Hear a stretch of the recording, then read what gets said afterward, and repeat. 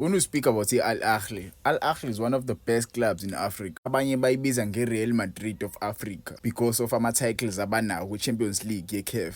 This season bazodlala ne-Orlando Pirates. Bazodlala ama-group stages. Yabo, u-match day 2 lo kuma-group stages we-Champions League ya this season. Badlala away bazodlala e-Orlando Stadium, bazodlala ne-Orlando Pirates. Njobe sasana kusuka nje iform yabo i-right kakhulu. I-last game yabo bayidlala ne-National Bank, i-club leyo yase-Egypt ekuthiwa i-National Bank, yabo i-league yakhona. They drew that match with 0-0.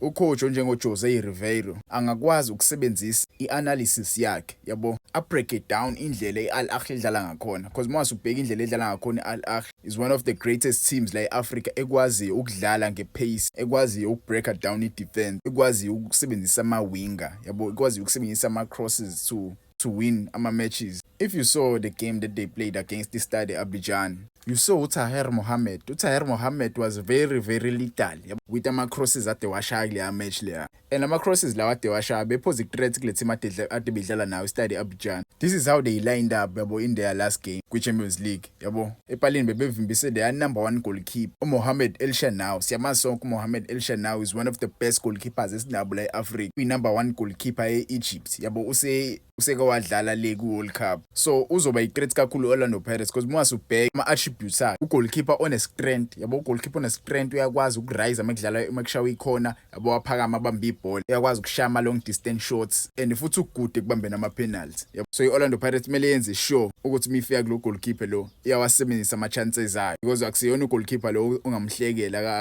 akayihleki into engahlekisi yabo, uyakwazi ngempela ukuvika. Mase siba no-Akram Taufik yabo, uyi-right back lakhona, uyi-right back yabo, aphinde abe i-wing back yakhona, uyadlala as a right wing back yabo. So uyadlala ngempela lo mjito, uyakwazi ukuteklisha yabo, ama-attributes akhe uyakwazi ukuteklisha, uyakwazi futhi uku-overlap. I-positioning yakhe i-right kakhulu, uyayazi i-position yakhe yabo, mekumele abuye uyakwazi ukubuya, mekumele ahambe uyakwazi ukuhamba. So omunye nje wabadlali lo ungasinikeza inkinga lapha. So uHotho kumele akwazi ukugada because uHotho kuzongenwa ngakuyena uHotho. Mwase ubheka abadlali abashisa impela, but umdlalo ongikhalisa kakhulu i-playmaker yabo yabo, i-playmaker yabo njengoba idlala as i-left wing izongena ngeside likaMonyane. I don't know if uMonyane uzobe idlala in leya game leya noma kuzoqala uVan Rooyen, but le playmaker igama lakhe uHussein El Shahat abo, I don't know if I'm pronouncing them correctly, but Hussein El Shahat. This is a good player bafethu. Njoba i-good player nje uzongena ngeside la kaMonyane yabo. So uMonyane must make sure ukuthi akahambi kuleya ndawo leya because this player yabo may pose a threat yabo kulela side leya la ka left. Another player ongadala inkinga yabo ku-Orlando Pirates u-Imam Ashur yabo, lo mdlali lo bekuthiwa ngenzeka angayidlali le match le,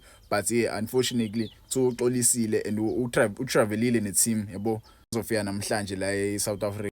Lo mjito uyalazi ngempela ibhola bafethu, uyalazi le ngempela ibhola and uyi-great ku-Orlando Pirates, uyakwazi ukupressa yabo, une-high pressing. So uSibisi benosesane mebelele lapha ngenzeka badala i-mistake, athathe ibhola lo mjito ashaya nethini yabo. So we must make sure ukuthi mesiphethe ibhola emuva siba careful because abadlali abanje ngalo mjito bayakwazi ukupressa lapha. But their number 1 key player kwi-team i-Al Ahly igama lakhe uMarwan Atiyah yabo, uyi-CDM, udlala lapha esiswini, injini ye-Al Ahly. Abangazi ngiyathanda ukukhuluma kakhulu ngenjini yabo, injini i-center, umdlali odlala e-center yabo. Mwase ukwazi ukubreak down umdlali odlala e-center uzokwazi ukuwina. Mwase ubheka injini ye-Orlando Pirates sinombatha, sibe noMakhehleni Makhawula, bakhona abadlali abanje ngoMiguel Team, bakhona oRaseboja, bakhona oDlamini.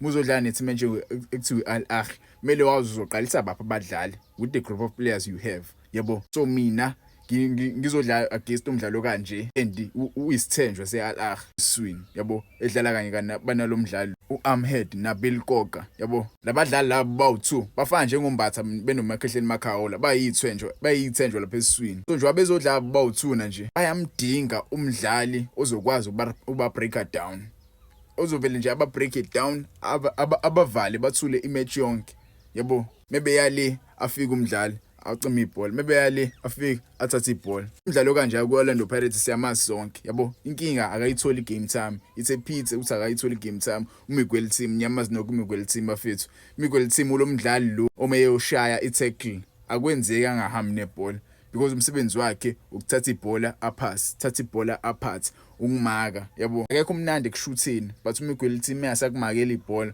uzokwenzela leyo nto le. Mase kuba uWesam Abua Ali, yabo, istriker sabo lesi siyadlala ngempela le striker lesi bafethu, ningasithathi kancane. Sikhona esinye strike. Lesinye striker basibiza ngoKharaba, yabo, uKharaba lapha phambili siyadlala ngempela naso.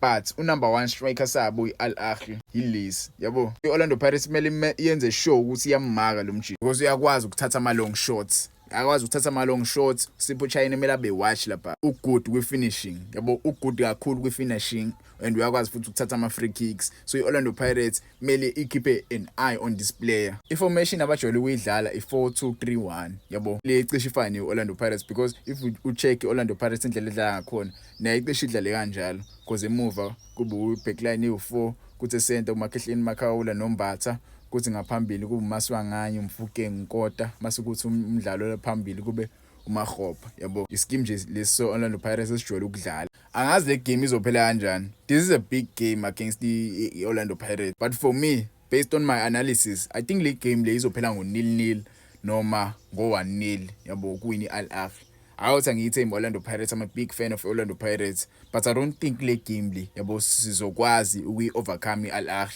yabo. But I so wish ucoach uyayishaya proper analysis, yabo, a-check ama weaknesses, because if you can check ama weaknesses ale team, especially kuma defenders wabo, ama center backs wabo rough kakhulu, ama center backs wabo actually ischeme sonke si rough. So mesinabadlali abanjengo Maswanganye, abadlali abanjengo Dlamini, yabo, abasheshayo kuwa mebethintwa, ngakwazi ukuthola ama free kicks, sithole ama penalty noma bathole ama red card, yabo. So angazi mhlambe nawe ungangitshela ama comments iyiphi indlela esingayishaya ngakhona iAl Ahly, indlela mhlambe esingayi-approacha ngakhona le game leso i-approach. Wangitshela ama comments, ngikhona kaUvane Sports, ngikhona ka-YouTube nguVane Sports, naka-Facebook ngiyatholakala nguVane Sports, naka-TikTok nguVane Sports, futhi naka-Instagram nguVane Sports, yabo. Ngiyabonga support yenu bafethu, ungangitshela nje.